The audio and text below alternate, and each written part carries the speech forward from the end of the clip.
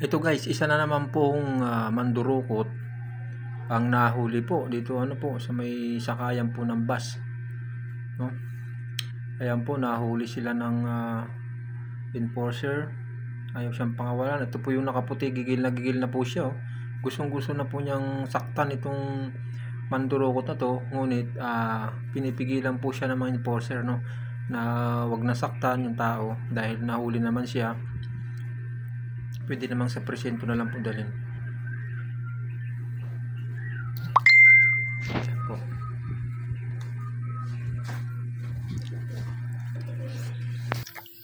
Yan, pinaupo lang siya dyan ng mga enforcer at siyempre tumawag sila ng pulis para pusasan tong lalaki ito.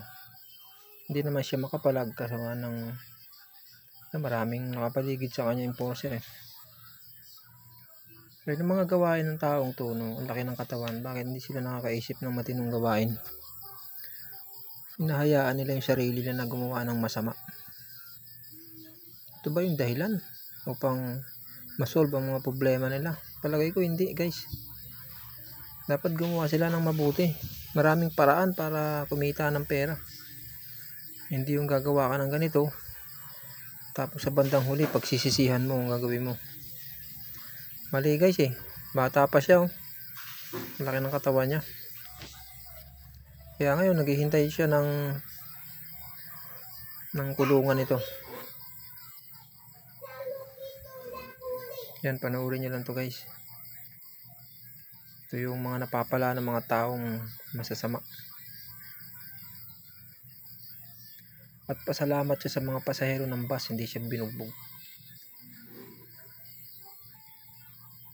Ayan, oh.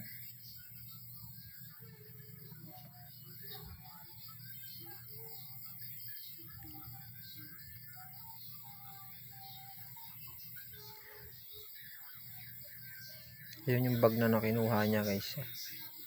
Ang kulay itim na bag. Kaawa ang lalaking ito pagdating sa kulungan. Ay sigurado namang bubugbugin to ng mga preso. Hindi niya naisip yung gagawin niya yan. Na pagpasok niya sa preso, isa lang ang hahantungan niyan, gugulpihin siya dyan ng mga preso.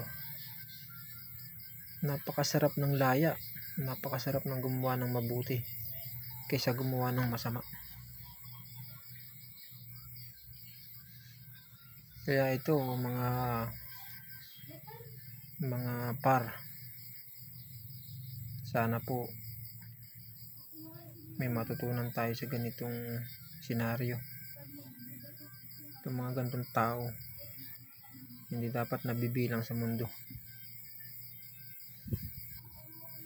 Dahil ba sa kahirapan kaya sila gumagawa ng masama? Maraming paraan. Salamat guys.